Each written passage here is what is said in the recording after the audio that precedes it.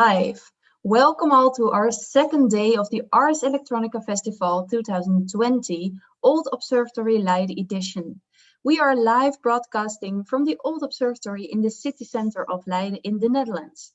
My name is Sanne van Gammeren and I am the coordinator of events, education and exhibitions in the Old Observatory. And behind the scenes we have Kira and she's taking care of the technical aspects. And we also have Maria here and she's taking care of our social media feed. Yesterday we hosted presentations about art, astronomy and about the future. Today we will elaborate even more on sci-art and we have a fantastic program for you for today. And we would like to invite you all to ask us questions during the talks. There is some delay between the talks and the YouTube, but Kira and I will try our best to cover all your questions. And you can leave your questions or comments in the comment section in YouTube. And we can already have a try out. So if you feel like it, please leave your place from where you are tuning in. So your place or country or a city, because we are very looking forward to see where all our watchers are tuning in from. So the event for today. All these event days, so yesterday, today, tomorrow and Sunday, we are organizing under the heading of Ars Electronica. And Ars Electronica Festival is a festival for art, technology and society. And normally this takes place in Linz in Austria. But due to COVID-19, they decided to ask their partners to organize events during the festival. And this is how our 4-day event schedule came to be. Today we will present you several talks, both artistic and scientific. And we invited for this artists, photographers, astronomers and curators. And they will give the presentations today. And we have some great news too, because on the last day of this festival, on Sunday, we will reopen our old Observatory Visitor Center again, and we will be able to welcome you. So the current exhibition is a sci-art exposition from photographers Andrew Phelps and Paul Kranzler. They are here today to give us their story behind the photos. And Paul and Andrew, they traveled to Green Bank, West Virginia, and they captured the unique mixture of people living there. For example, the rural population of a provincial town, the highly specialized scientists from the research facility, and the electrosensitive refugees. Their work is presented in our visitor center at the moment, so you will be able to see this on Sunday. They are going to start off this event day with a presentation, but before I give the floor to them, I would like to start with a teaser.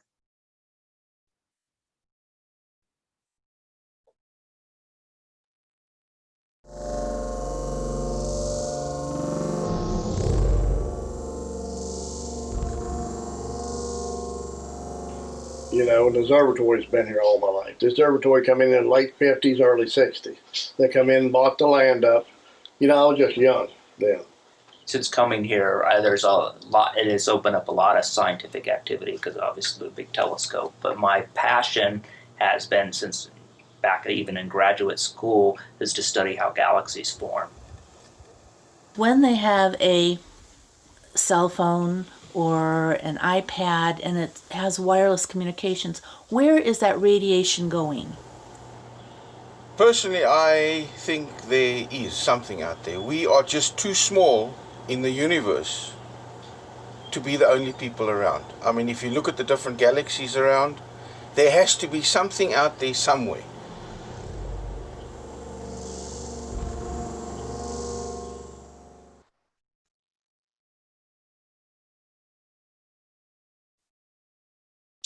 Okay, I think we're up.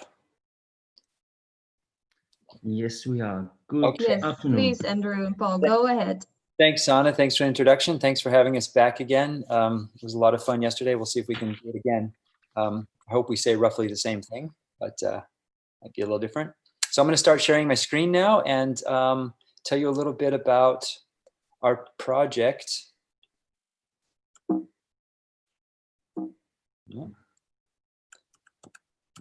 The Drake equation. Paul and I are photographers, like Sana said. We're old friends. We've known each other for a long time.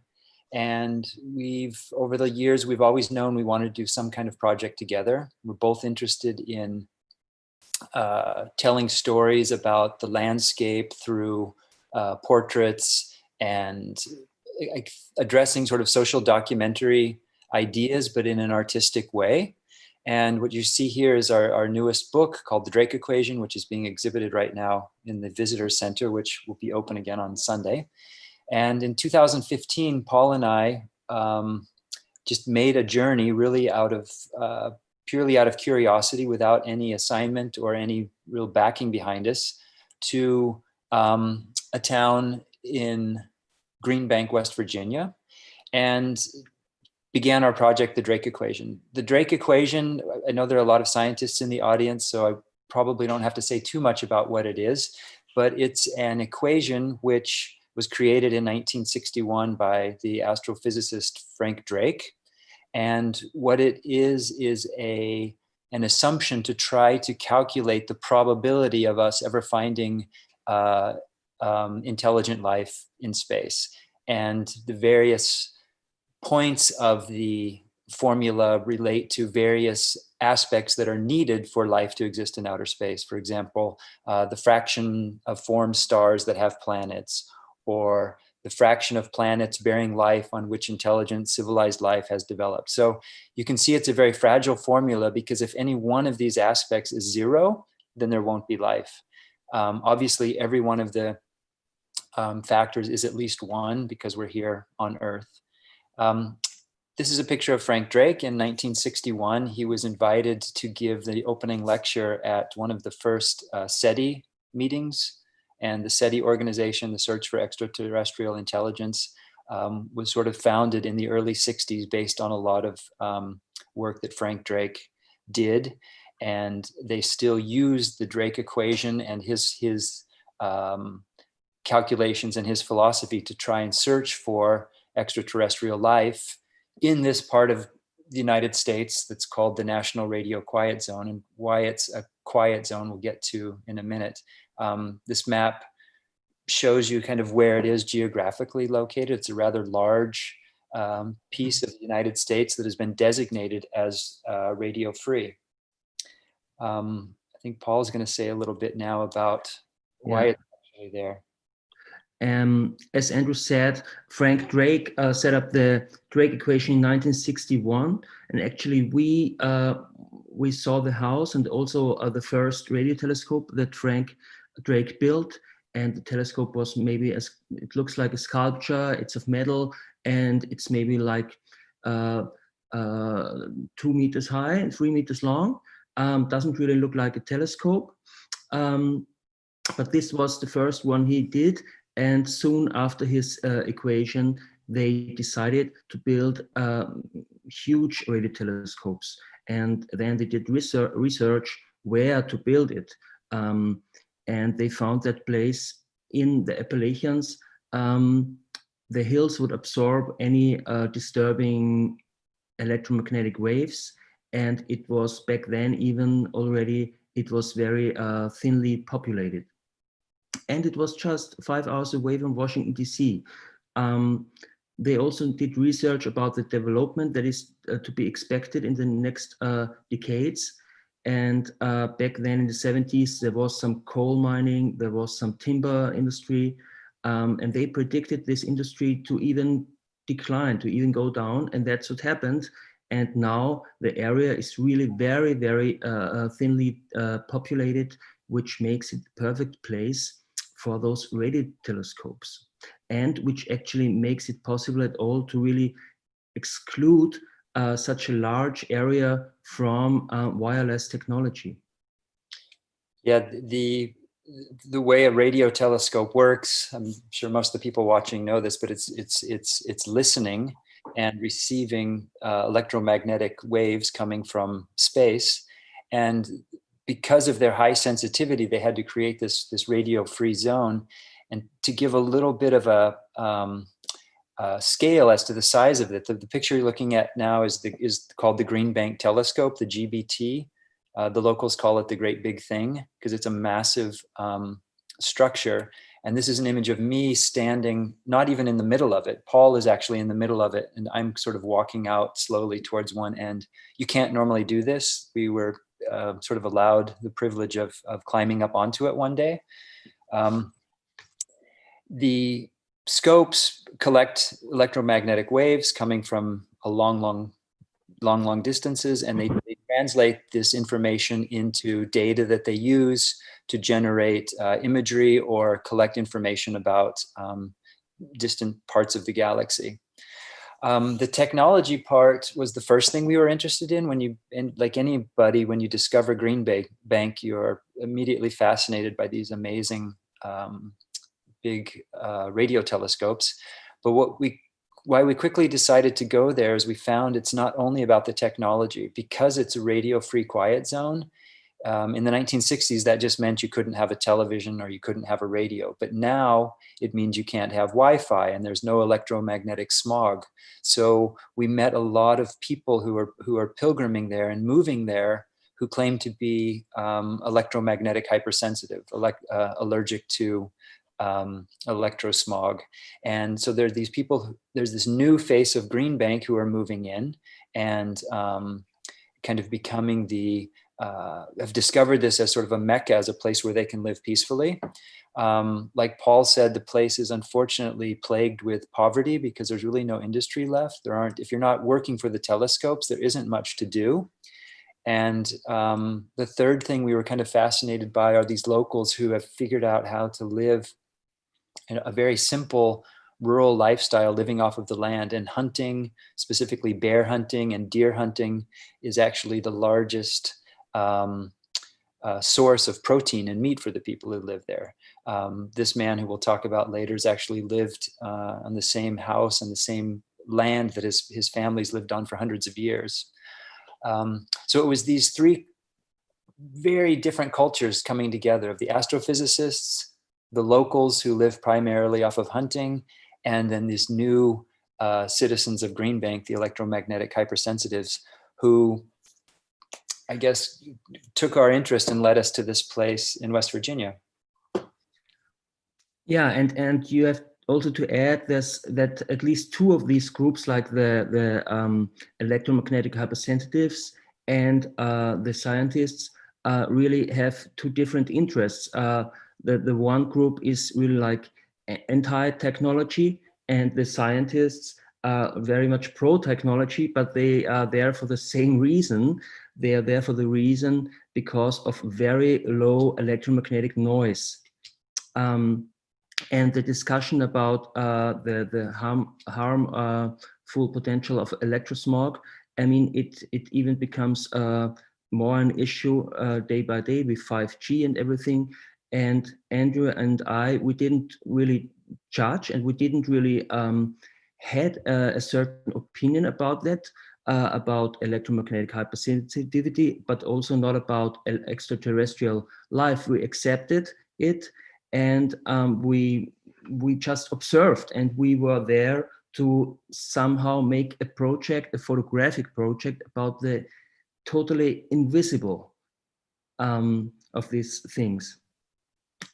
We tried to photograph a mood of that area, because many special things come together there. And we decided about, we found out about this place back in 2013 and did some research about it. And then finally in 2015, we went there 2 times. And we got in touch with them. They are very open, because they have a visitor center there, and we didn't have the feeling that they hide anything. It's very open to the public.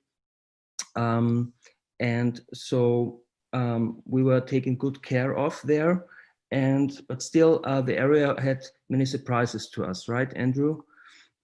Yeah, for me, one of the biggest surprises was right when we got there. When I think going there, we were maybe a little concerned that it was going to be high security. We weren't going to be able to do what we wanted to do, but we were really pleasantly surprised when they said, you can do anything you want. You can sleep out there. You can camp out there if you want.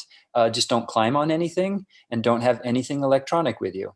And that's something that when we would get the cameras ready to go out, we'd have to actually think, okay, we don't have any electronics with us. We don't have flash meter. No, we don't have a flash. Okay, no digital cameras, because if you're standing anywhere near the telescopes, you are, and using anything electronic, you're making an incredibly, what they call, loud noise for them that disturbs what they're trying to study.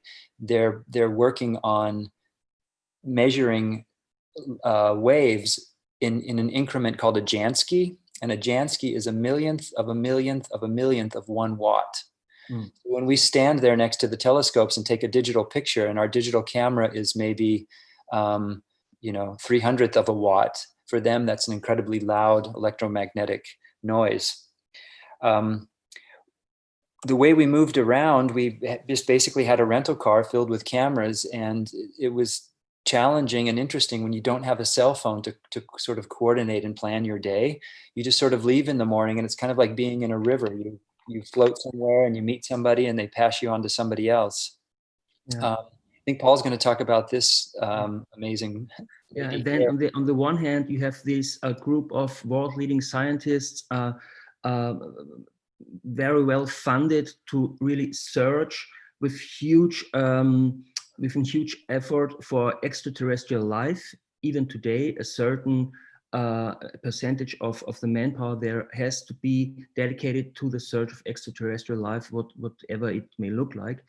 And on the other hand, you have people coming there from all over North America. Somehow they call themselves refugees because they move there to get away from electromagnetic smog. Sometimes they really move there and live there, like this lady on this image, and sometimes they come there to recover and then go back to their work in the big cities. Sometimes they would be provided with shelter in cabins like that, and stay there until they find a better place to live. And then there is even the third group, which are the locals, and they have like churches next to the radio telescope sites. So all these three things: religion, the search for extraterrestrial life, and the fear of electromagnetic smog, is something invisible, and it comes together there. And that's what made it for us very special.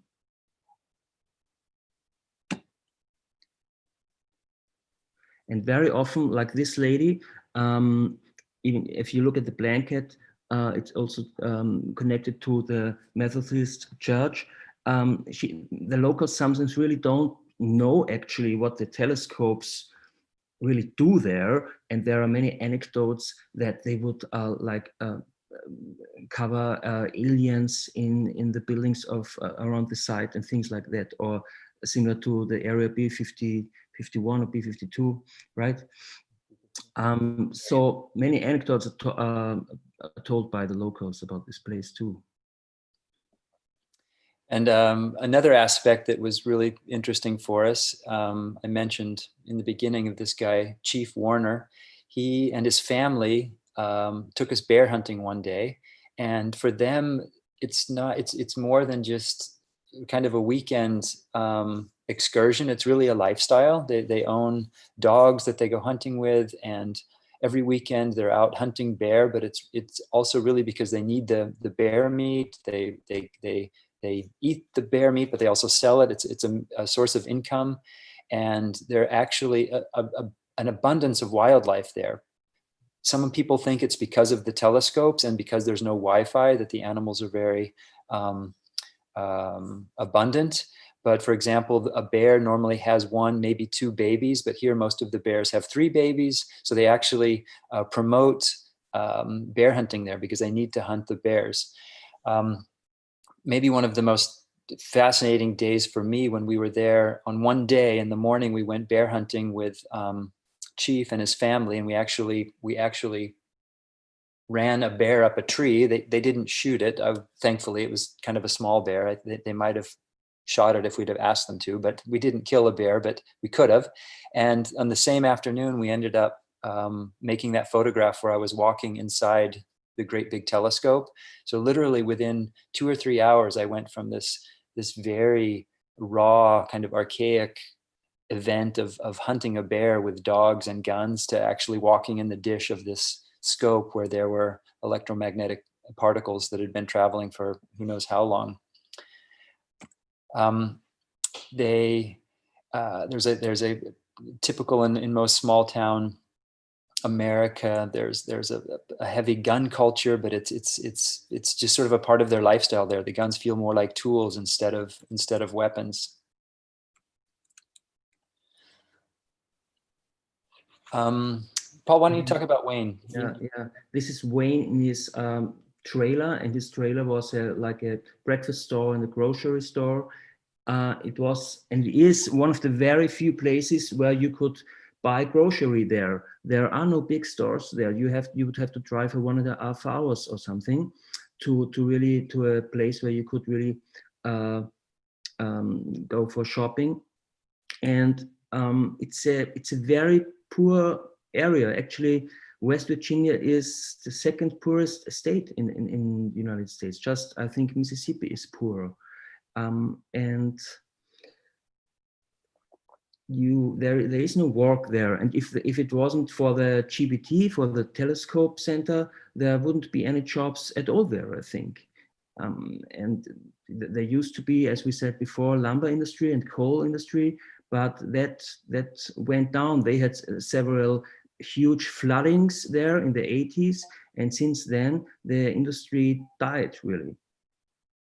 And this image shows us a bar, one of the places where locals would mix and meet with scientists and also electromagnetic hypersensitives. And if you look at the lights, these are LED lights, as far as I know. And the owner of the bar was asked by electromagnetic hypersensitives to change the lights before they had light bulbs. And neon lights. Neon bulbs, yeah. And was asked to change the lights because these LEDs would cause less electromagnetic waves. So the bar owner didn't really believe in that, but he changed it because he wanted them to have as customers. A lot of after being there for a couple months, people would ask me, did you feel any better? Did you feel different? How did it feel? Could you tell the lack of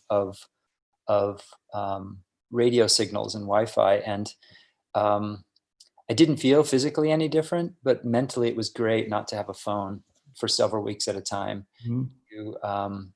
It's literally turned off in the bottom of the place because you can't do anything with it. And I honestly think that Paul and I actually talked more. We would be in the car and you simply would talk more instead of somebody kind of disappearing and, checking their email and whatnot. Mm-hmm. Although it was also a challenge then to simply to navigate. We really get spoiled by being able to grab our telephone at any time and find out, okay, where are we now and where do we need to go? Help me get there.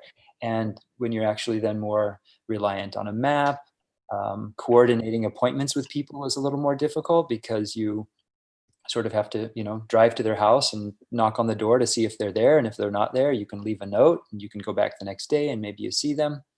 So it was kind of refreshing not to have that physical telephone. I can't say I physically felt any different, but like Paul said, that didn't mean in any way that I think that there aren't people who feel better by being there.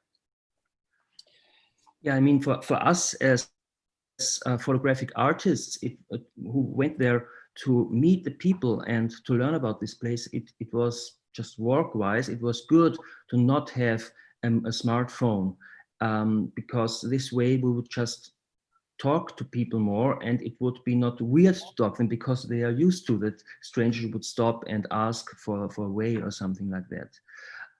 And what I also liked is that like the scientists, for example, are not ignorant regarding hypersensitives. We asked the scientists if they believe that electromagnetic smog could really be harmless. And they said, yeah, it could be. It could be that it's some kind of allergy for some people. And then in a couple of years, it would be normal that some people, that it would be accepted that some people are allergic to it.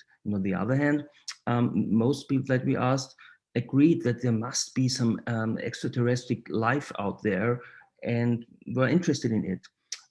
I liked that kind of. Mhm. And the picture on the left side actually is from the building where Frank Drake built his first radio telescopes. This was actually not set up by us. Just pinned to the wall. Yeah. So maybe I talk a little bit about the way we work as photographers, because if you notice, for example, this is a good double page. Sometimes people would complain and say, well, why aren't there captions under every picture? Why don't you write underneath the picture, this is inside the house where Frank Drake created his telescope. And the one on the right, why don't you write a Hubble ball? Do you remember, Paul, what that's called? Huberman ball. Yeah, that we found on an astrophysicist's desk, and we just sort of started playing with it, and we took it up to a hayloft and made a picture, but we don't write that underneath it. And the idea of not writing captions, not trying to define every picture as a specific event, but to let them kind of become something more. So here we have this image of this obviously a little old note of a 3-centimeter atmospheric receiver for the 12-foot dish, which really means nothing to any of us. And we have it alongside this almost like a children's toy that's lit a little bit magical, as it could maybe be something extraterrestrial that has sort of landed in this hay barn. So it's a way of playing with photography that's not so set on having to be photojournalistic. We're not telling any lies. We're not creating things that don't exist, but we're putting things that don't necessarily relate directly to each other. We're bringing them into a context that makes people maybe think about them in a different way. I like to think. I like to think of it like a photographic novel. Mm-hmm. That's what we did there. There's a good double page, I think, that explains what I'm talking about. I'll just get to it quickly. Sorry, don't have it. We'll keep going, Paul. Sorry, I threw us off. I wanted to talk about this interior is one of the interiors built by one of the electromagnetic hypersensitives. And she was actually an architect who relocated here from New York. And even though she's relocated to this place where she has no technology, she's still active and working as an architect. She's designed these, she calls them grow domes, which stands for get rid of wireless. And she's actually convinced that you could build cities as like Faraday cages where people would have zones where they could spend time of their day and get away from Wi-Fi. And it was also interesting for us around the whole campus where all of the telescopes are, you would bump into these often made out of just plastic and chicken wire and duct tape and zip ties, just sort of experimental objects laying out in the fields, sometimes by graduate students who would go there, and they would utilize this quiet zone to try and see if they could build their own sort of miniature radio telescope. Yeah, the place actually was full with these small prototypes of radio telescopes, and I was surprised how really roughly built they were, right? And like out of a piece of metal and a piece of wood connected with some receiver, they would test things and simulate things. Mm-hmm. Not that one, of course. That one was really one of the most beautiful ones. Yeah. This one has an interesting story because it was built in the 1970s. And in America, when you built something in the 70s, a part of the building, if it was built with public money, had to be designated as a nuclear fallout shelter. So the entire base of this telescope is a massive aluminum room that is a nuclear fallout shelter. And right now, at the moment, it's leased to a Russian telecommunications company. So the Russians actually use it to track their telecommunication satellites when they're over North America. Just kind of a funny twist. Yeah, and actually what you just said, there would come scientists from all over the world. Usually they come there for a week or for two, and then they can actually go back to the university or wherever they are from and can work remotely on the telescopes. They would get their time slot because the scopes operate like 24/7, but they would get their time slot, and then the scope would aim in the direction, for example, a certain part of the surface of the sun, what the scientist is working on, and he could sit in Vienna or Amsterdam and to receive the data. It's all about the data. Mm-hmm. Why don't you talk about Frank? Yeah, that's Chuck, right? Is it Chuck? Chuck. I think his name was Chuck, and he was one of the technical engineers there. And he would ride a truck equipped with items that could detect sources of electromagnetic interference. And we would go for a ride with him, and he would detect a dysfunctional microwave, for example, or a cable not properly mounted to not properly mounted 4 miles away from the telescopes, but causing electromagnetic interference. For example, microwavers that are very close to the scope, like 2 miles away, they would have to be in a Faraday cage. You would, it's a small box, a small Faraday cage box, and you would only be able to operate the microwave in the kitchen when you close the Faraday cage. That really was, it looked very strange, actually. Yeah, and then of course we select a picture of Chuck where it's a little bit abstract. You're not quite sure what is he doing. Is he sort of protecting himself from something kind of painful coming from the sky?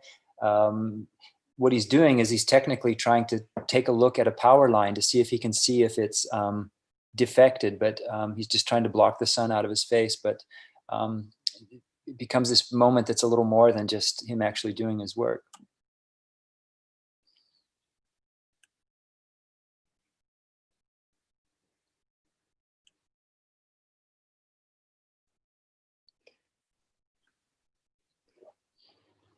Yeah, you see, as we said, you see a lot of poverty there and abandoned houses.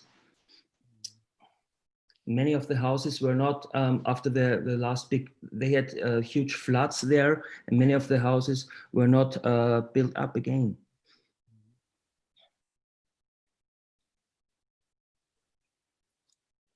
And I mean, like me, as not a scientist, I needed some time to understand that they actually are not receiving pictures with the telescopes. What they receive is data, and if they want, they can generate pictures from the data with certain programs to visualize, for example, colors for certain elements or for certain gas formations and things like that. But basically, it's all about data and about certain how much energy would be emitted of stars or something like that. So to appease the people who actually wanted to get some information from the book and from the images, we decided in the back of the book, there's this double page aerial view of the whole, this is the entire town of Green Bank, made in the 1970s. And if you took the same picture now, you would pretty much have the same, it would probably look the same.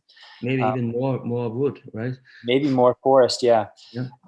But in this back part of the book, it's set up kind of like an index. You have various aspects of the hypersensitive people, of the technology, of the hunting, and you can read chapters about each aspect if you're interested. So this was a way to take, to give the information about why the place is so interesting, but not to have it always sort of interrupting the flow of the pictures, I guess you could say. That's it. We're kind of through the main body. I mean, one thing, Andrew, I want to mention, because it's just, for me, still very incredible, that for how many light years the data, the waves would travel until they are actually received and measured by the radio telescopes. It's like thousands of light years or millions of light years. Yeah. It's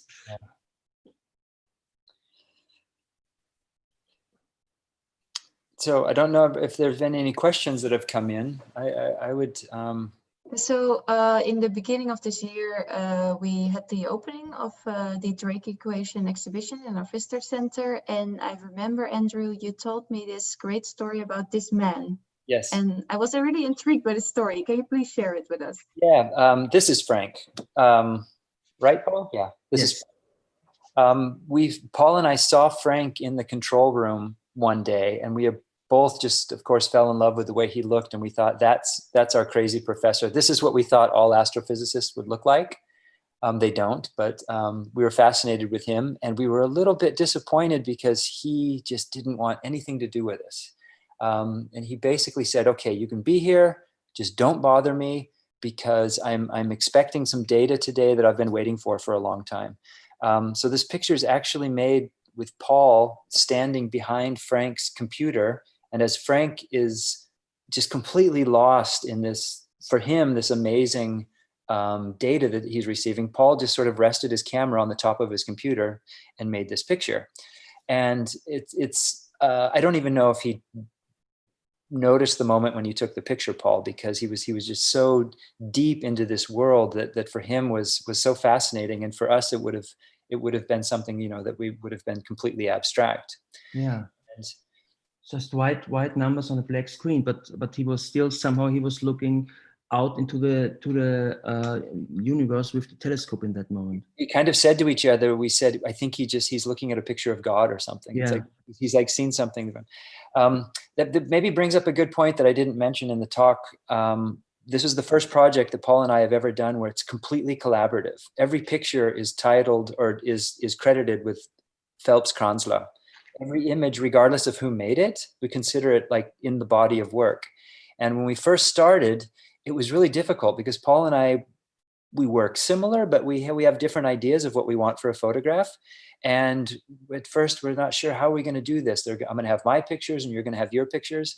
And literally being there after a couple of days, we were so enthralled and taken in by this whole place that we were looking at pictures in the evening and we were thinking, well, who made that? And I can't remember who took that picture. And then we quickly realized it didn't matter, that the whole project took on a fantastic dynamic when you throw the idea of authorship away and say, okay, whoever happens to have the right camera at the right moment takes the picture that needs to be made at that moment. And there was never any discussion about, who made it and whose is it. And that's really refreshing to do and not easy, but it was in now that it's coming, to exhibitions and whatnot, I really cherish that idea of working collaboratively like that. Yeah, I mean, I guess it could be similar with scientists working on projects together, right? I mean, we helped each other.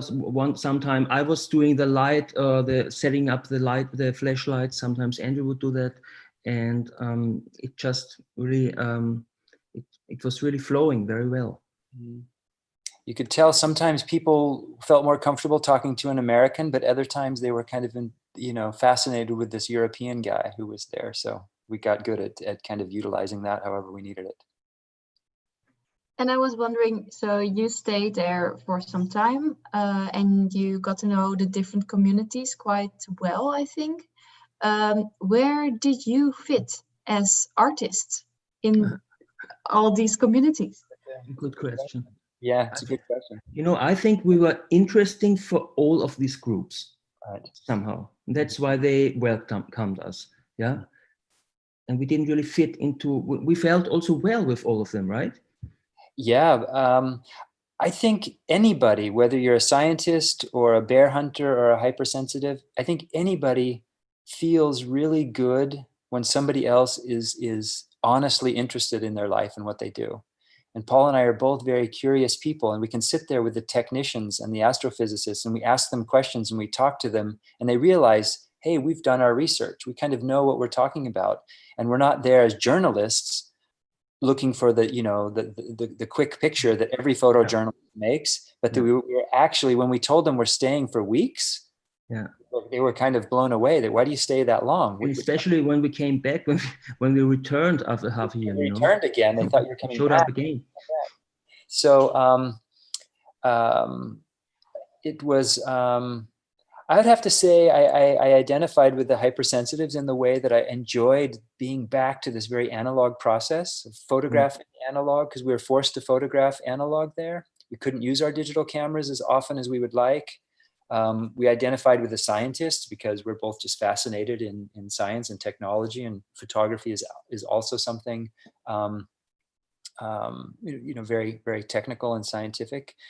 I think it was maybe the bear hunters that we got along with as people, but I think it became relatively clear that we maybe had different political views, or at least for me as an American, it's very, very conservative region. But for the most part, they were fantastic. All Americans are nice usually. Yeah, that's true. And I was also wondering, what do you think is the importance of your artwork for the science in Greenbank?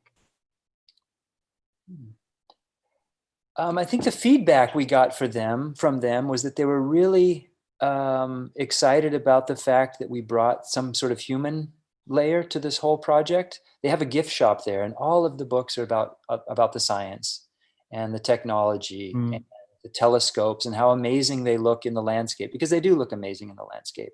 But I think the fact that we could bring that human level of, who are the actual people who live in this area? What do they look like? What are their stories? I think that's what the scientists got out of it the most. Yeah. I think some of them were even made aware about the human ecosystem there through our work. That it's So not you can just actually, about the telescope. You can actually say that your work maybe united them more? I do think so. Yeah. Because some of them maybe thought, okay, it's just there was so much into the work that they thought it's, well, if the telescopes would be somewhere else, they would be somewhere else, the scientists. But so I think we saw more of the region and of the local situation than some of the scientists that have been working there for years. Yeah. I mean, having a camera in your hand just gives you that excuse to stop and get out of the car and walk up to this family in front of their church and start talking. Church, the Church of God, is really right next to the telescope site. Behind them, they are searching with a huge telescope for extraterrestrial life. But I guarantee this family here couldn't name one astrophysicist working there. Yeah. Until we started telling them about it. So yesterday we also had a talk of astronomer Wendy Williams, and she told us there are several places in the world where you have comparable radio quiet zones, or actually that's the area is just very rural and quiet. Thank you. Are you planning to go somewhere else that's comparable to Greenbank? It's a great question, because when we first discovered Greenbank and we went there and we just absolutely fell in love, we thought, okay, we're going to travel the world and go to all of these different arrays. That's what they call them, the arrays. But to be honest, we never found another array yet that is so closely embedded into a local culture. That's what's interesting about Greenbank, is there was this valley there of farmers and hunters living, and the scopes in the middle of it.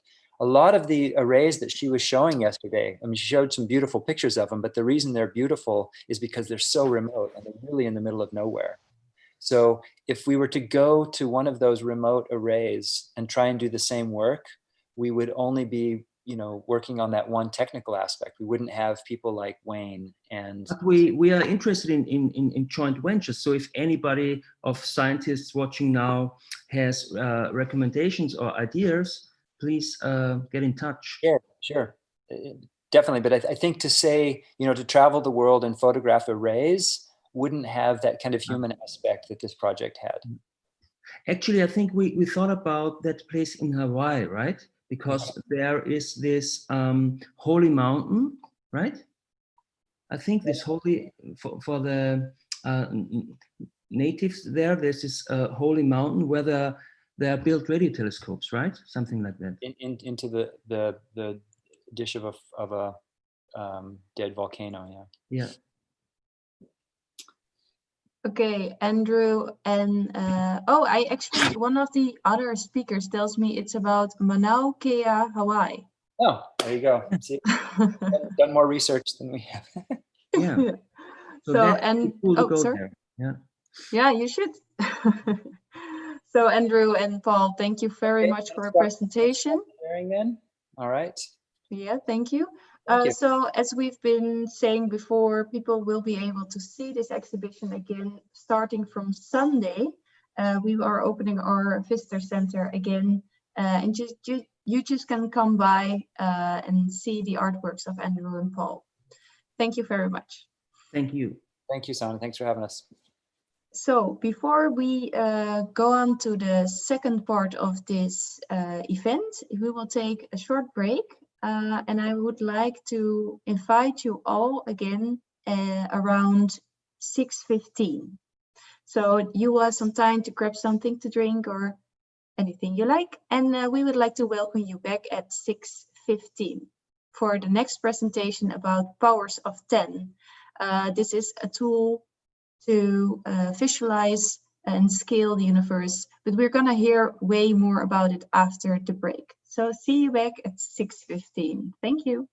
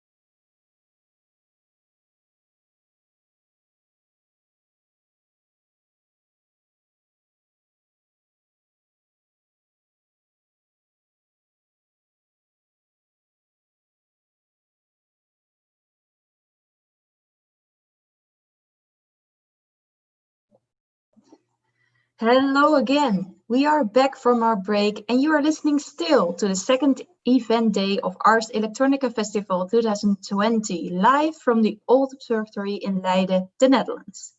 Just before the break, we enjoyed the presentations from photographers Andrew Phelps and Paul Kranzler on the Drake equation. And for our second talk, we are going to continue on the topic of astronomy and the universe. The next speakers, astronomer Frans Nick and artists Vibeke Massini, Oscar Santillan, and Ana Maria Gomez Lopez, will present their related work and research. And they are going to talk about the powers of 10, a scientific visualization of humans, Earth, and the universe through scales and magnitude. In this presentation, we are going to see these 4 speakers. And first of all, I would like to give the floor to the first speaker, assistant professor at Leiden University, Frans Nick. Thank you, Sanne. Let me try to share my screen. This should be shared now. Okay, so the following hour we'll share between the 4 of us, and I have the pleasure to introduce this. So this presentation will be about powers of 10, both the history, a little bit of the science, and a lot of art in the spirit of powers of 10. And let me emphasize that the 15 minutes that I have, there's lots of input from Jos Hoyer and Henk Willems, whom I'll introduce later. So this is kind of assuming that everybody watching will have seen the movie Powers of 10 and will be familiar with the concept. If not, go to YouTube right after this presentation to this particular address and find the 1977 version of the Charles and Ray Eames movie Powers of 10. There's many different incarnations that I'll walk you through. This is the most famous one, and this is also the version that's made this concept iconic and very well known to both arts and science around the world. But the story of Powers of 10 starts right here in the Netherlands with this person, Kees Boeker. And he was an educator, but also a pacifist and an Esperantist, very remarkable person who started his own school called the Kindergemeenschap, the Werkplaats, which kind of translates as a children commune. So it was way more than a school. And where he wanted to educate children in the most kind of comprehensive sense possible. So in 1927, he developed the concept of what he called tiendesprongen, jumps of 10 in Dutch. And I actually had the pleasure of having this material in my hands just yesterday. So this is the original material from the school in Beeldhoven, where they start with an envelope on 1-to-1 scale. And then in the concept that's now familiar to us, but was revolutionary at the time, every envelope zooms out by a factor of 10. So this is the room in the school. This is the school in its entirety.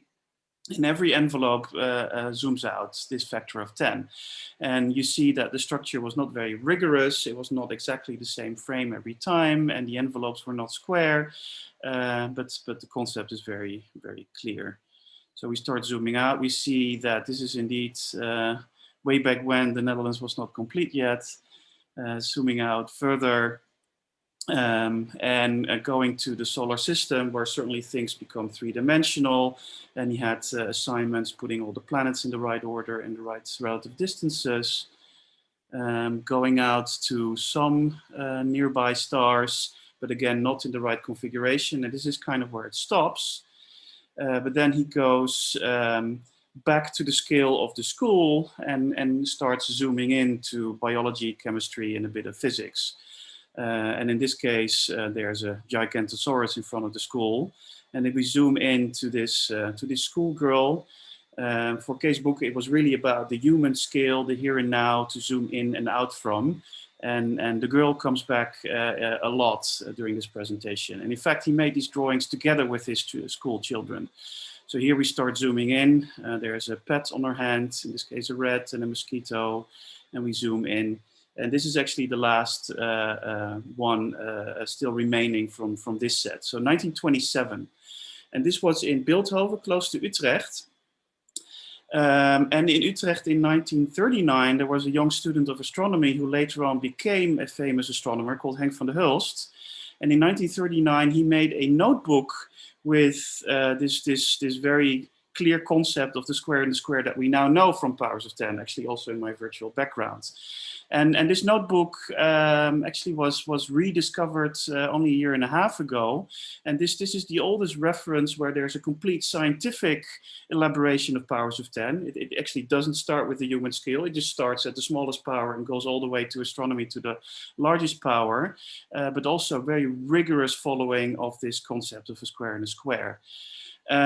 Now, is this a coincidence? Probably not, because the professor of Henk van der Hulst was Marcel Minnaert. He was the director of Utrecht Observatory. He was also a famous educator. He wrote books on that everybody could do physics in the open air and actually see that the rainbow is the reverse of this.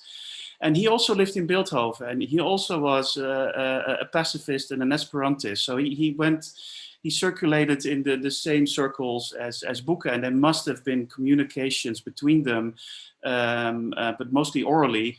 Later on, they become letters. So Minnaert has been implementing the jumps of 10 in his teaching, and Henk van der Hulst, as a student, made a first version of this. And what we're still trying to discover is how this influenced later versions. Henk van der Hulst later actually lived in the old observatory, where we are all present virtually now in this house, and became the director of Leiden Observatory and a famous astronomer. But as a student, he may have already made a very significant contribution.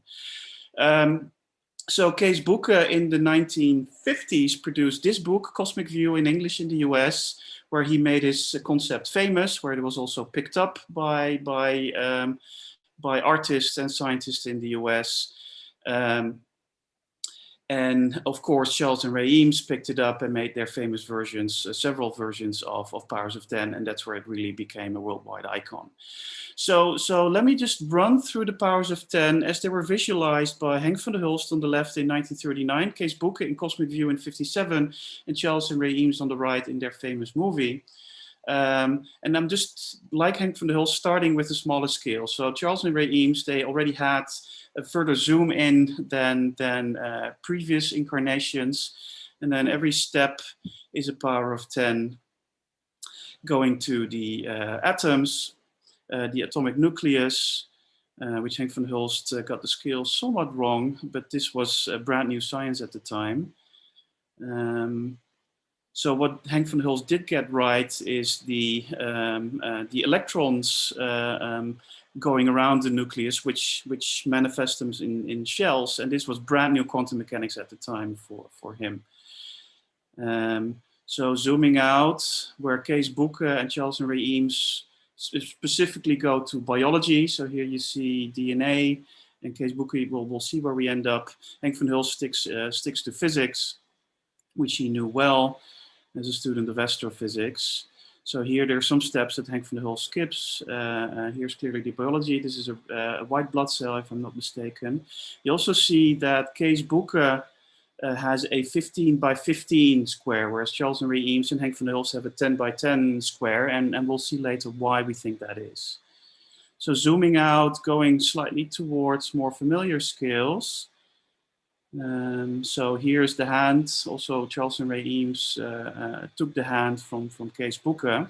So for Henk van der Hulst, the center of the universe is St. Martin, which sits on top of the Dom Bell Tower in Utrecht. For Kees Bucke, again, a girl with a pet. For Charles and Ray Eames, a guy and also a girl on a picnic, which was also very much related to how they approached life. So zooming out, here you see the top of the bell tower. Kees Bucke replaced the Gigantosaurus with a whale, which we'll come back to. Charles and Ray Eames start zooming out from their picnic in Chicago.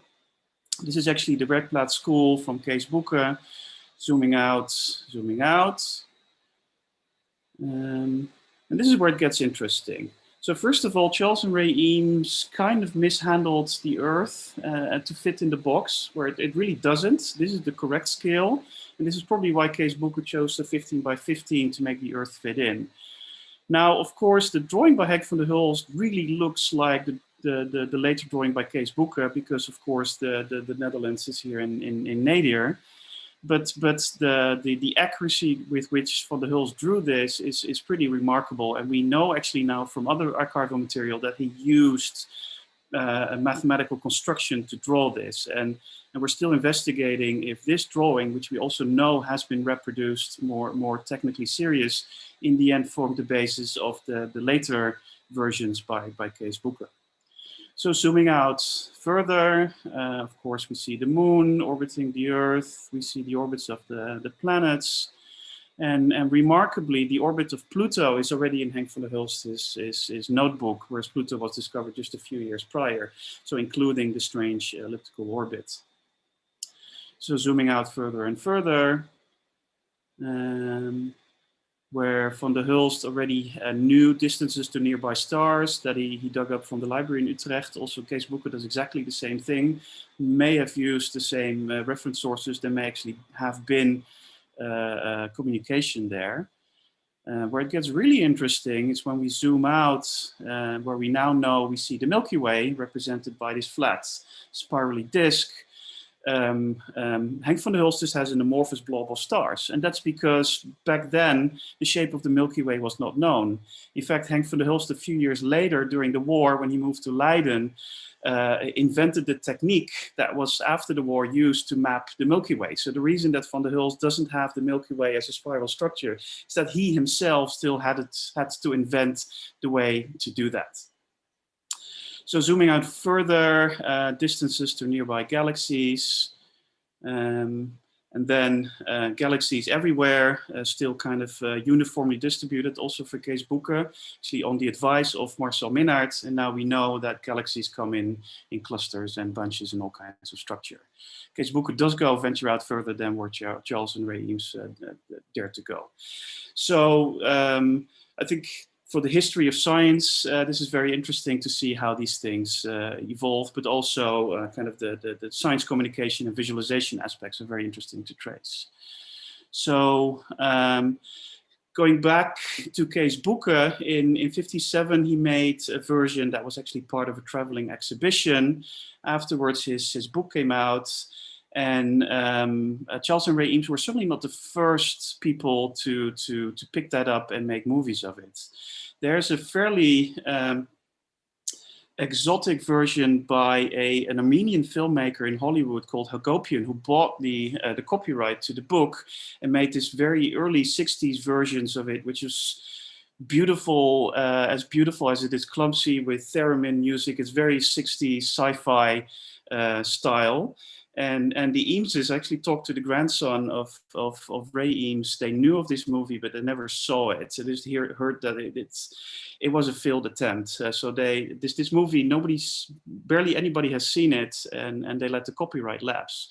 And then the Eameses made their first versions in the late 60s, and the famous one in 77. There was an 86 version coming out of the public broadcaster in Canada, which is also wonderful. It's more cartoonish. There's been a big production in '96 called Cosmic Voyage, where computer graphics have taken over, but this is by far my least favorite version. First of all, instead of the square in the square, which is way more iconic, they now have circles in circles. And indeed, they have Morgan Freeman doing the voiceover, but the transitions are clumsy. They start in Venice and they end up in the Netherlands. It's just not as good as the real Powers of 10, which, by the way, the Eames version is my earliest memory of astronomy. I must have been 6 years old seeing that movie, and it's always stuck with me. This one is terrible. And one of my other favorite versions, and then you've become iconic, one of the Simpsons couch gag openings is really very, very much inspired by Powers of 10, where they start on the couch with Homer Simpson and then zoom out, and then through magic, the galaxies turn into atoms, and they zoom back out again, coming back to Homer.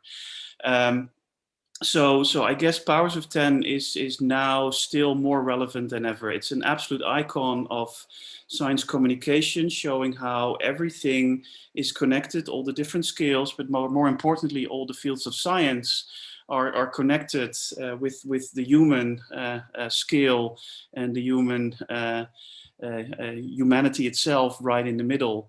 And of course, powers of 10 is very powerful in length scales. We know that Kees Boeke himself have been experimenting with powers of 10 as a function of time, also wavelength, also speed, which never materialized because the concept were just simply not as strong. Of course, within astronomy, there's way more powers of 10. The powers of 10 that I'm fighting is the contrast between a planet and a star. An Earth is about 10 billion times fainter than a star, and we want to see Earths right next to nearby stars to find life there. So that's 10 orders of magnitude, 10 powers of 10 that I'm trying to fight. But of course, there's Moore's law, growth of the economy, but also, unfortunately, growth of corona cases. There's exponential growth all over the place, and that's one power of 10 that we really cannot use. So this serves as a very quick introduction to the concept of powers of 10. Again, if you haven't seen the 1977 movie, go see it right after. Now it's my pleasure to introduce the first of three artists who have made work. Frans, can I ask one question from the audience, actually? Sure, yes. Okay, so first of all, we also placed the video in the YouTube comments, so you can also open the video there. But there's one question about the girl with the dinosaur. And the question is the girl fictional or is it based on one of his students?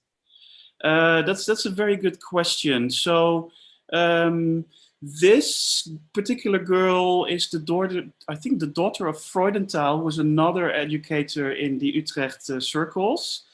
I think the girl with the dinosaur, it might not be exactly known, but it certainly would not surprise me if this is one of his students. In fact, the illustrator who made the drawings of Cosmic View, so these, was one of his former students. She's still alive. But yeah, it totally would not surprise me that that this girl is indeed one of the students, and that she actually has participated actively to the constructions of these drawings and the development of the concept. Thank you, Frans. So next up will be Vibeke Massini as the first of three artists sharing their work that has not been directly inspired by Powers of 10, but is certainly in the spirit of Powers of 10. And at the end, we'll tell you a little bit about how we'll venture more into collaborations that is directly inspired by Powers of 10. But Vibeke, take it away. Thank you, Frans. Let me share my screen as well with you.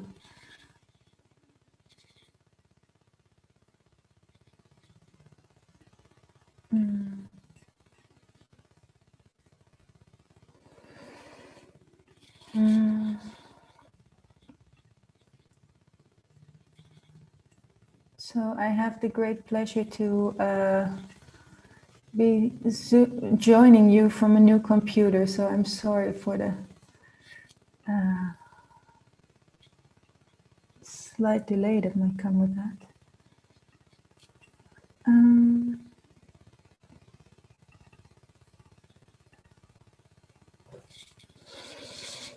It is possible that you don't have an authorization, perhaps.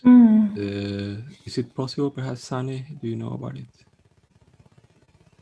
That There's a button in the below. There it says share screen. But could you just double check in the if you go to user, I think it's in participants or in security, that everyone has to be granted the right to share their screen, otherwise the option will not appear, but has to be granted by the person, let's say the organizer. Yeah. I think I got it now. Yeah. Can you see this? Yes. Good.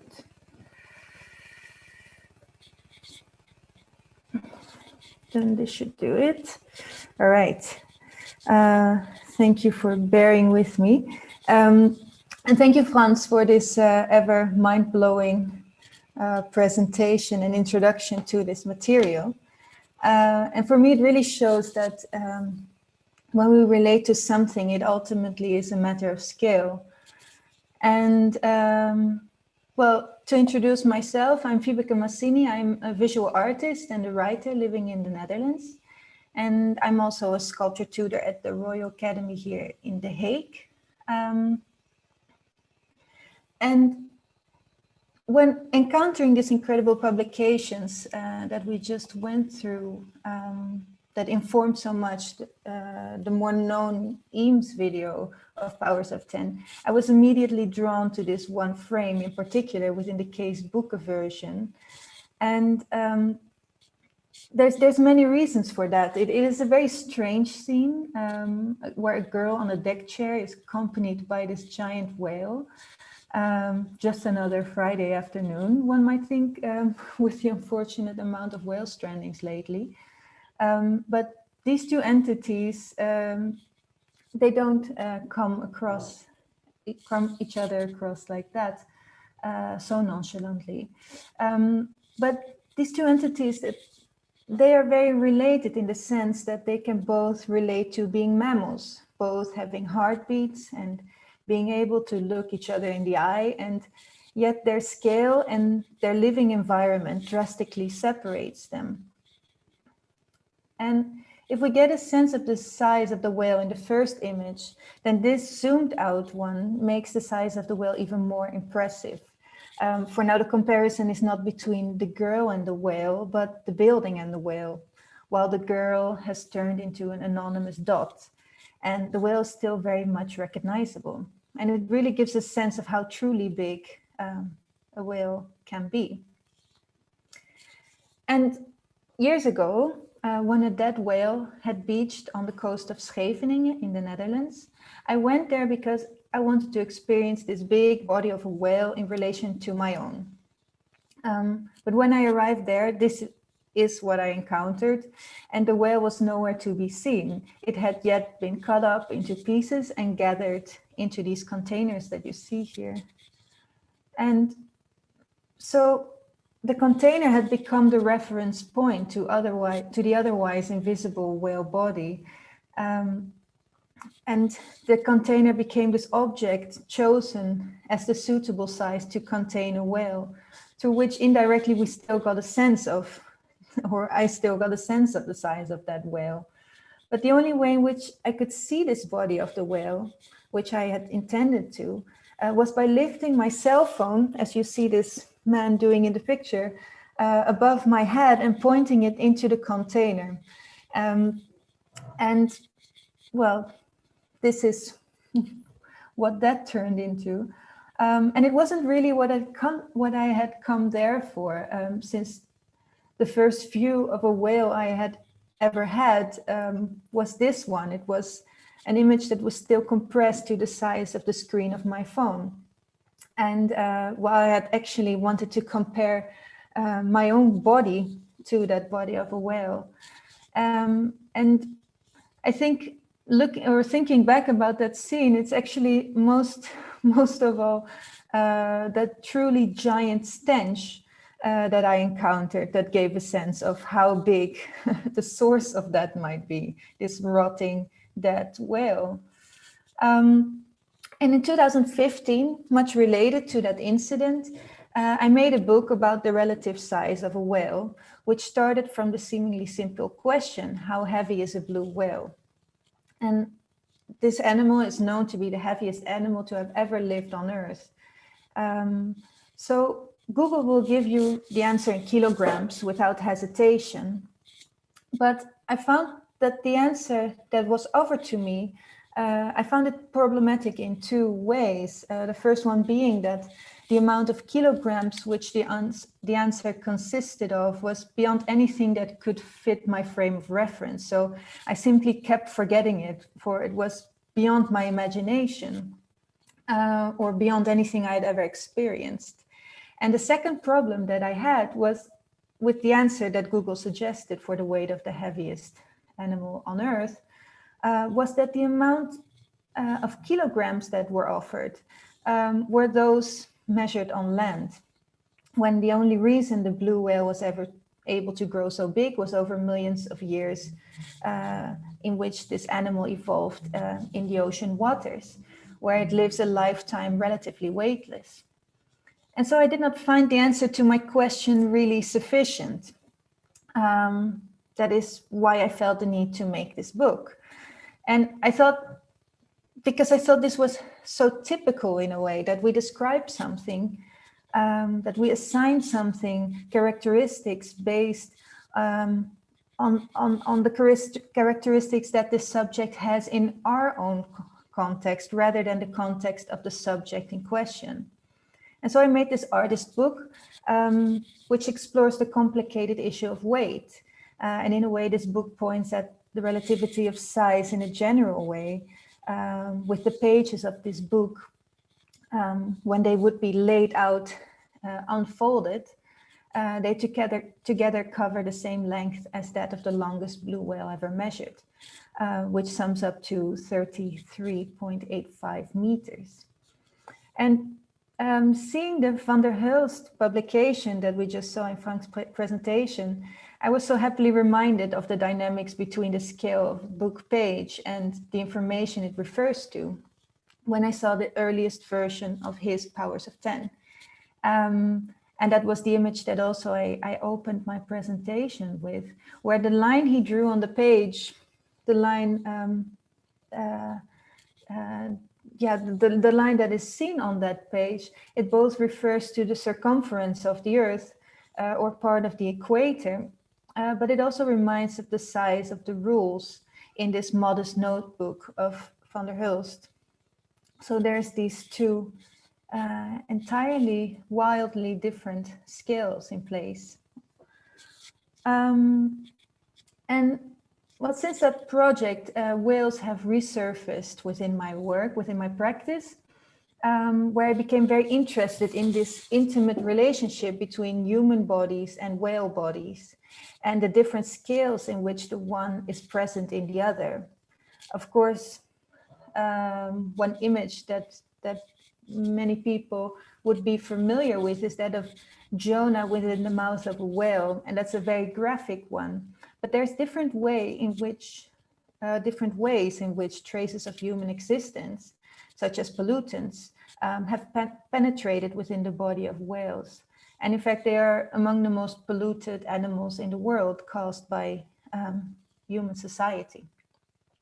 And the whale is also present in and around us, our own bodies, our human bodies. And there's, of course, a very long history in which parts of whale body were used for nutrition, lighting and other applications, as you can see here on the Japanese poster, which just gives a sense of the amount of applications of different parts of whale bodies. But what I was surprised to learn was that beached whales nowadays find a way to our electric grid. And to be more precise, dead beached whales are collected, rendered, and incinerated. And with their bodies consisting mainly of fat, a lot of heat is generated in the incineration process, from which electricity is derived. So that electricity circulates on the grid. And so as we all switched on our computers today, we might have called upon some whale energy. And with the interest of being able to experience pure whale energy, I set up a series of long-term collaborations with scientists, electrical engineers, car mechanics, and experts from all types of disciplines to produce a whale battery, which is what you see here, a storage space for pure whale energy, so to say. And by that I mean energy that is directly derived after the incineration of a stranded dead whale, before it would be mixed with other types of energy as it would on the grid. And so what you see here, this is whale energy stored within a repurposed Tesla battery. And this brought yet another unit to describe the whale, because beyond kilograms and meters, as we're more familiar perhaps with the whale being described, this way the whale body could be expressed in kilowatt hours, turning it into a time-based volume. And this was very interesting for me. And what you see here is an installation I made in 2019. It's called Salvage. And I had in this installation, the whale battery was powering a sound installation. And so the battery was made to discharge within the playing of an automatic player piano, which performed a composition based on a transcript of humpback whale song. And here you see the white paper roll within the instrument, and that's the one that carries the sound notation, corresponding the very same sound frequencies of the whale voice to those played by the battery, and then the keys of piano. And this also made me think of wavelengths of sound rather than sound as music, since it was never intended to be music, although we might call it whale song. And here you see again this musical notation. And it was only at the moment in which all elements of this installation came together, which took quite some time, to be honest, that I fully understood the implications of turning the volume of a whale body into a sonic experience, of making such a translation. And because while standing in the exhibition space that you could just see, in which the installation took place, and while standing there as the energy turned into sound, I realized that according to the laws of aerodynamics, the energy would not get lost, but simply transform. And so where did the energy transform into after becoming sound? And those sound waves that entered our very bodies and hit our eardrums. And it created actually motion in us. And that was the new translation. And it was only when the whole installation came together that I really got a sense of that very deep intimacy that the whale body really permeates the human body through sound in this installation. It's funny, but I never really sort of grasped that before experiencing it.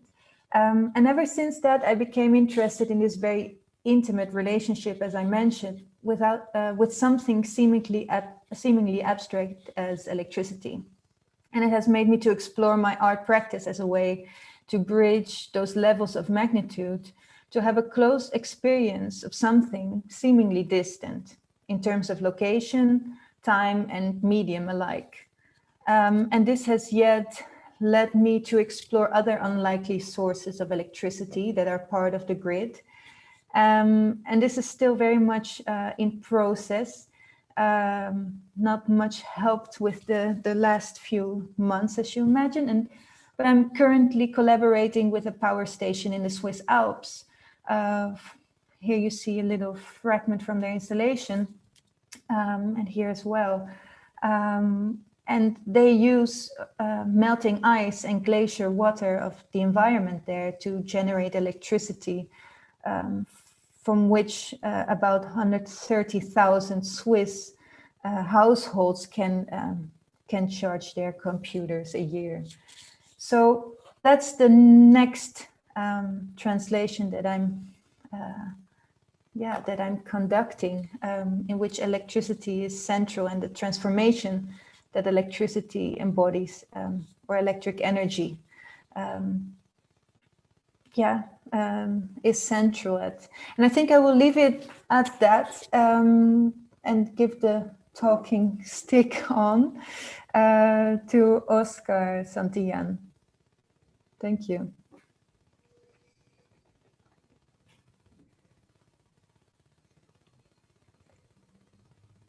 All right.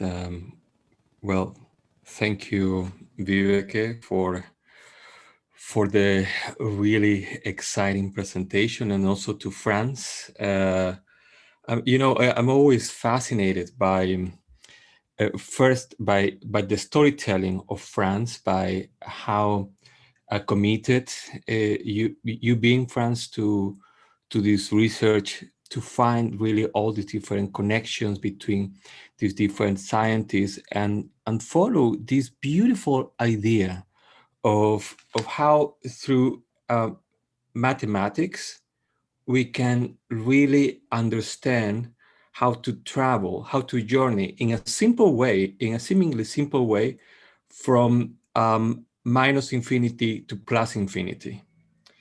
And so I've been really thinking, what is it that, as an artist, first of all, what this concept would mean to me, and secondly, what is it that I can contribute to it?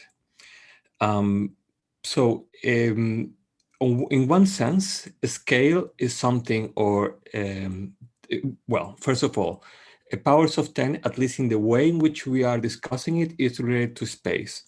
And then, but then of course, there are other ways, and there are other experiments that have been already done by scientists, and by those practicing also public science, related to using time, for instance, or other types of dynamics, in order to see how the powers of 10 jumping from between different scales, between different realities, can be executed. And so I've been thinking about what would it mean, for instance, to decolonize powers of 10. What is it that we could add, not only from a critical standpoint, but by actually thinking about decolonizing in terms of adding narratives that haven't been yet part of the of that conversation.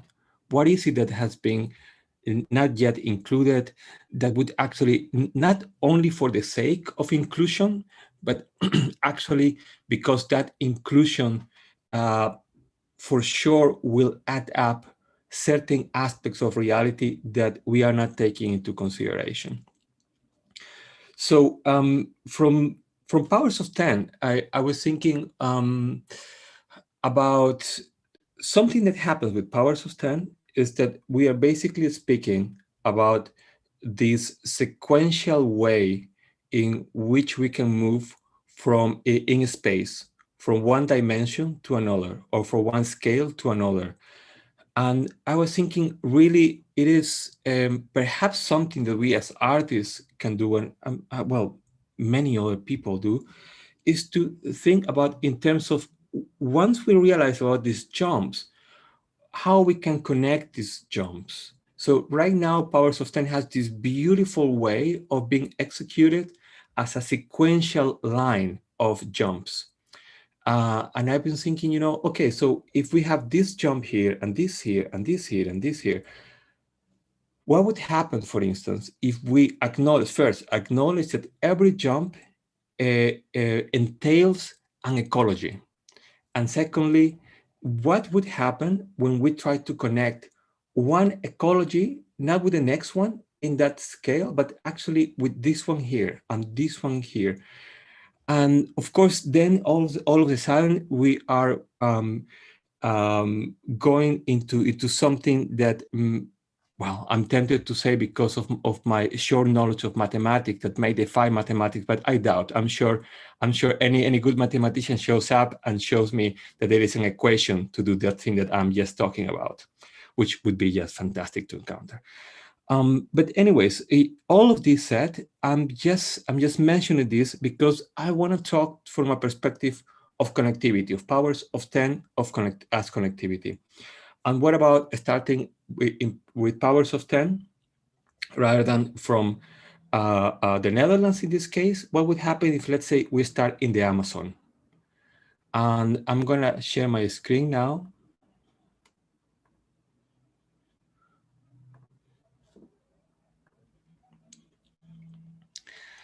And I'm going to try to prove my point somehow. So let's see how it goes.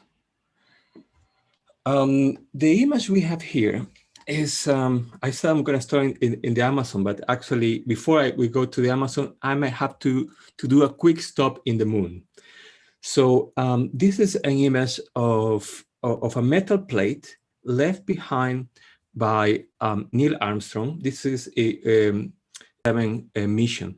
So the very last thing that Neil Armstrong does before heading back to the lunar module to head back home was to leave this small metal plate and also this representation of a dead astronaut. And the list here that we see is the list of all the astronauts that had died before Apollo 11. And one particular name that shows is this one here, which is Vladimir Komarov, or Komarov. And I'm gonna go here. And what happens to Komarov, as of course, this is the list of dead astronauts, so we can only imagine this as to be a sequence of tragedies. And what we see here is the body of Komarov after his failed re-entry into Earth. So, and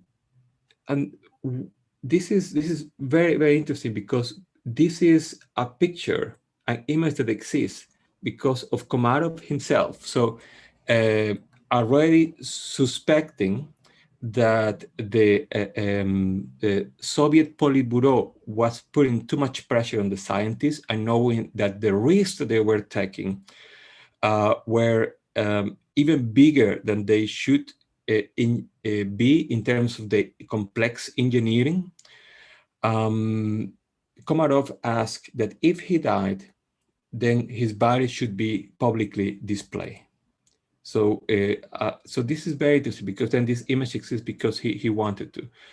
And what we see here is something extremely curious because we could make, I think, a good argument for recognizing this, his body at failed re-entrance into Earth's atmosphere as the transformation of a human body into a biological meteorite.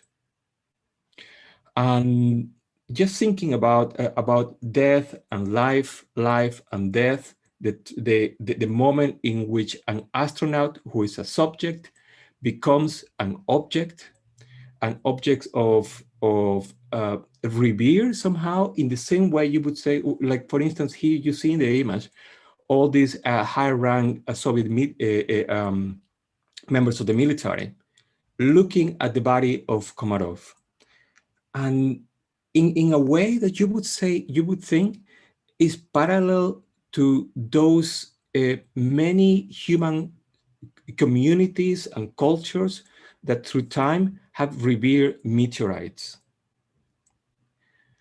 And from here, I'm gonna move to this image, which shows on the left side one of the modules of the International Space Station. And on the right, this is a particularly important image for what I'm about to describe. We have astronaut Shannon Lucid looking at a plant growing in microgravity conditions. So this is a scene that we are seeing more and more in outer space conditions. So the two constant beings inhabiting outer space right now around planet Earth are humans and plants. And this is what I'm talking about, or what I'm about to get to. So this is the connection between the Amazon and outer space. And I'm just gonna look at okay, I have just a few minutes left.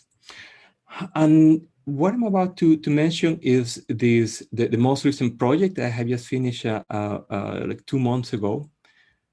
And the short version of the project is this.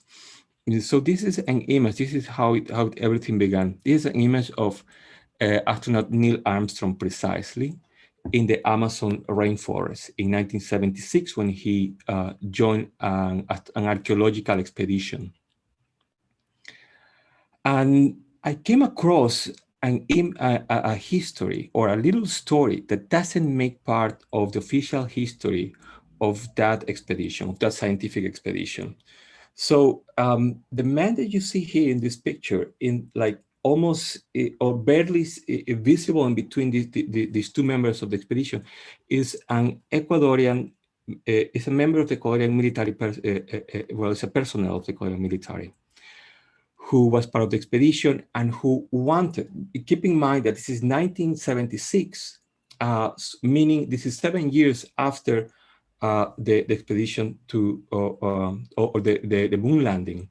So Neil Armstrong was no doubt one of the most famous people on planet Earth back then. And so this man, this member of the Korean personnel were basically, as in all colonial times, just carrying around the heavy equipment of the scientist. He wanted to have a little memorabilia, something from Neil Armstrong. He didn't speak English. And then Neil Armstrong, actually, he happened to have a very reserved personality. So this Ecuadorian man, his name was Francisco Guaman, and he passed away some years ago. The only thing he managed to get was a discarded piece of chewing gum that had been chewed by Neil Armstrong during this expedition in the Amazon. Guaman picks it up and he keeps it for the next decades in a little box. His granddaughter has granted me very kindly, generously, the right to take care of this piece of chewing gum chewed by Neil Armstrong. And the project that I've been working on consisted on extracting the human DNA contained on that piece of chewing gum, attempting to do the following. So if we get back here and we see this human being and a plant apart from each other, something I got to learn is that if we want to get involved into long-term space traveling, human bodies are really not equipped for that, but plants deal much better with those situations. So just to end telling you about this project. So what we did is that we inserted Neil Armstrong's DNA in a plant. And this was a work done in 3 stages with geneticists,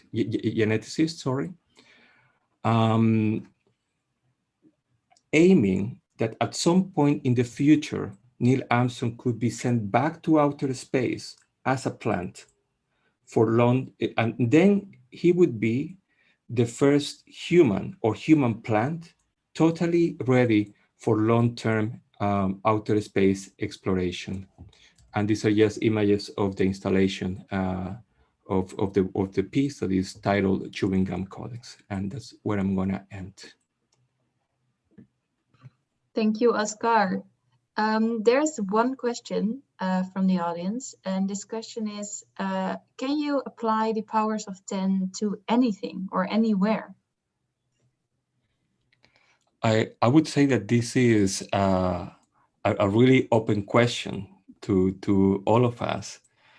I don't know if anyone in particular wants to speak about it. I would be tempted to ask Franz, in the case that as a scientist, probably you deal with this question also, Franz, in your practice very often, or what do you think? Well, I would say yes right away. I think but I think the challenge is to start applying this to other fields of science and scholarship than the natural sciences. I mean, for the natural sciences, everything fits in naturally, and the powers of 10 show the connections. I think the challenge to, well, us, the next step for this project is also really connect to humanity itself. And of course, we shouldn't use powers of 10 as a straitjacket, but I think it has been very successful in connecting the science and the arts, and I think there's much more in it.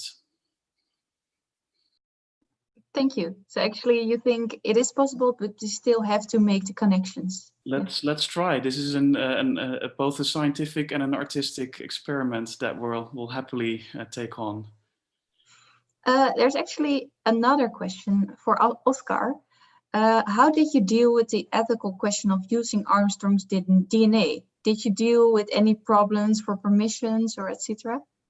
Yeah, I would only, because we have some time constraints, I would basically just say that I think the art world, the spaces for discussion that the artwork provides as a space for critical thinking is really where I think we should have these types of conversations. It's the right place where I would prefer to have these conversations rather than having it in a closed room in the hands of corporations and bureaucrats. So I think basically the project, I would say just now that I think it among many other projects that are being done in contemporary art in terms of the getting involved with genetics, with genetic edition, really, I think hopefully we get to talk and discuss about these matters in these critical spaces. And said this, I will hand the microphone to artist Ana Maria Gomez Lopez.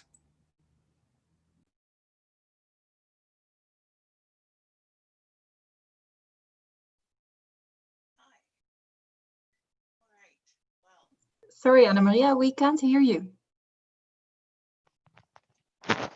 Sorry. Yes. I'm still becoming one with this headphone. Apologies for that, and apologies that I'm in the dark, because it's either one of the two. Either I roast and you see me, or you don't see me and I remain cool. I have chosen the latter. I am going to start sharing my screen.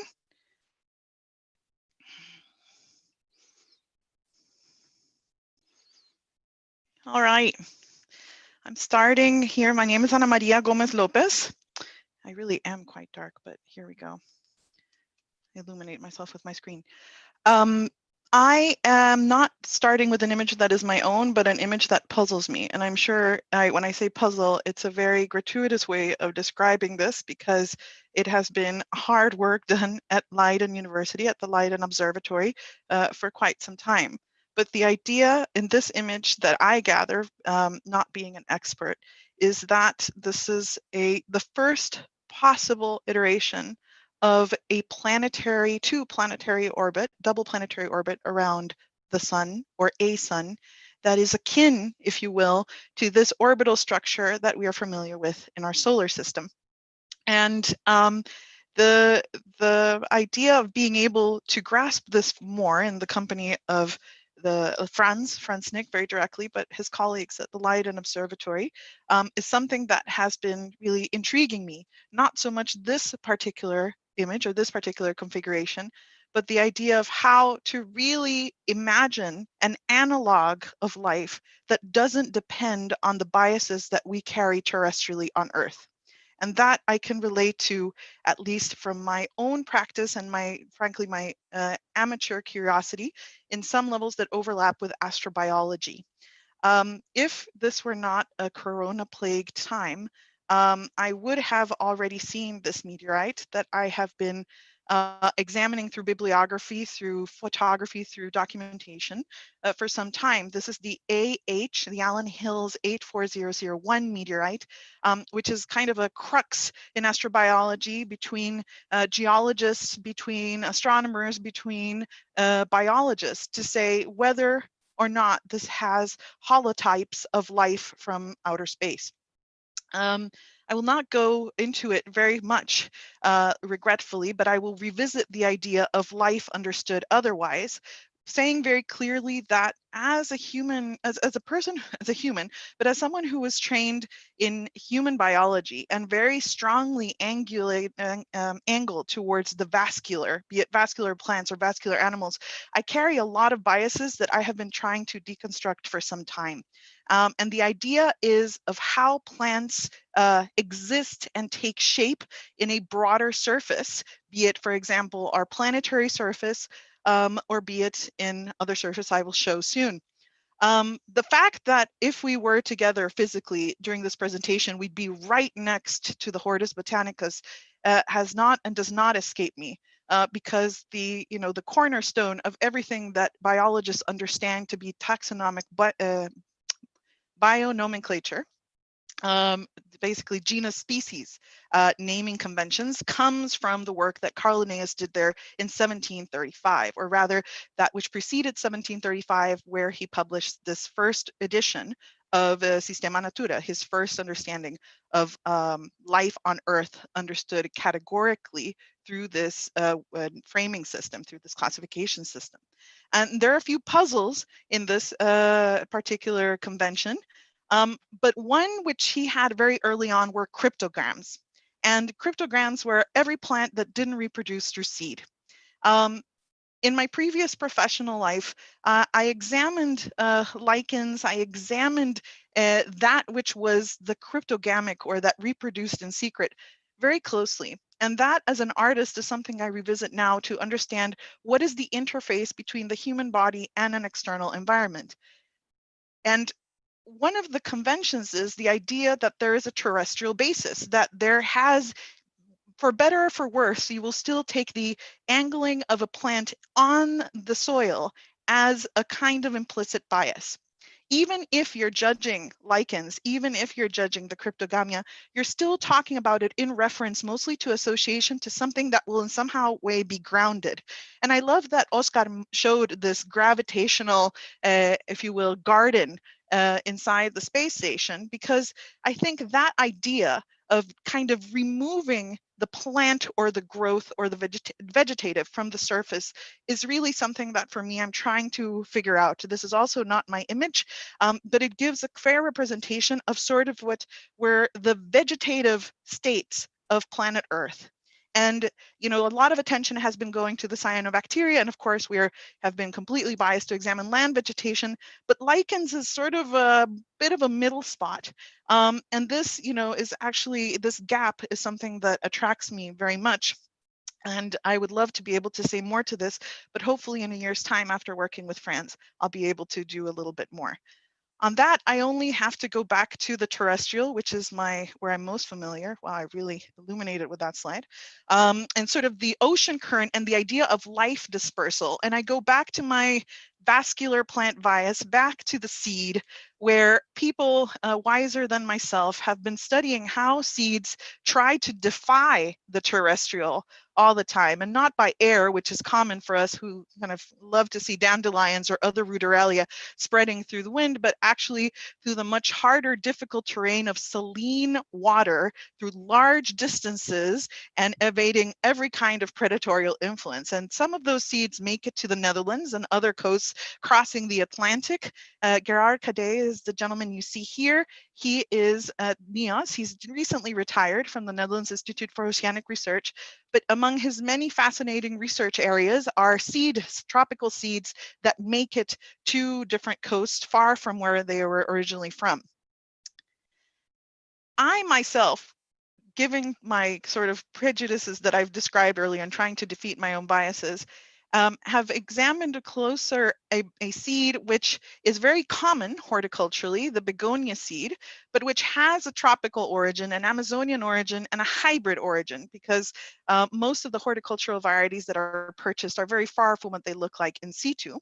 But this is a seed, a very small seed that at 600 degrees of magnification, this is what it would look like. So it is really a surface terrain of its own that has its own adaptability that makes it far more than simply, I think, the placement of seed on a surface to give it its sort of rooting, but actually encapsulates often far more. And in that order of ideas and that kind of line of thinking, the botanical implant or the lichenite implant, as you saw before, is something that has framed a body of work around trying to see if organisms, in this case either botanical or lichenite, cryptogamic, can live on the surface of my body, and more specifically in the aqueous areas of my body. The tool you just saw is actually here magnified also. This is an ophthalmological applicator that has a begonia seed on its tip. The begonia seed here is then something that I placed inside the tear duct of my eye using a silicone punctal plug. And a silicone punctal plug looks like this. It's a very small device prescribed to individuals with dry eyes. But essentially, if we think about it into play of scale that Franz, Virke, and Oscar has kind of laid before me, it's really kind of this question of like what vegetation can grow outside of the like aqueous conditions and terrestrial conditions that we know on Earth now. And this plug, for better for worse, sorry, was that kind of experimental site that, I still kind of feel can speak to the idea of how do we see life askew or from another angle. This is the final image of the actual growth. You can see the sprout on the right side of the eye, the lower right. And this is it removed in the plug that I described beforehand. The sprout, as you can see, normally would be a terrestrial sprout. It's very small to scale. This is a US dime, which is really a little more than 1.5 centimeters in diameter. But the tier, the aqueous, the surface area, the flexibility of not thinking in rigid units of the aqueous and the terrestrial is part of what I think I'm able to project, even in a small and humble sketch, towards some of the work of people trying to figure out what life looks like in other planets based on what it looked like in early Earth. And not just through the fossil, for example, through things that are geological specimens, but actually breaking much of what we understand life to be. This image from Hendrik van der Hulst shows, again, this orbital, which for me is very resonant, I think, to this idea of mapping the orbital far away that Franz and his colleagues, and specifically Alexander Bonn, who led the article that had the image that I sent you, are doing. But this idea of the astronomical and the botanical meeting kind of sideways obliquely is something that has interested me also in other projects that I have done. This is an image of Gavril Tikov. He is a botanist by training, but he worked for a very long time at the Pulkovo Observatory in what is now Kazakhstan, but was formerly the Soviet Union. This is him in a garden, probably like 40 years later, 4 decades later, which really was a site that was as key as to his astronomical observation. He was the first person to actually coin the term astrobiology. He phrased it first as astrobotany, and then he spread it in very Linnaean fashion to thinking that this could be actually something that could mirror, as it were, life on Earth seen broadly as astrobiology, life in space. I'm going to end here, but the idea of sort of biologists questioning themselves and everything they know on Earth with the astronomical in mind is something that again brings us back not so much to the Hortus but to Linnaeus.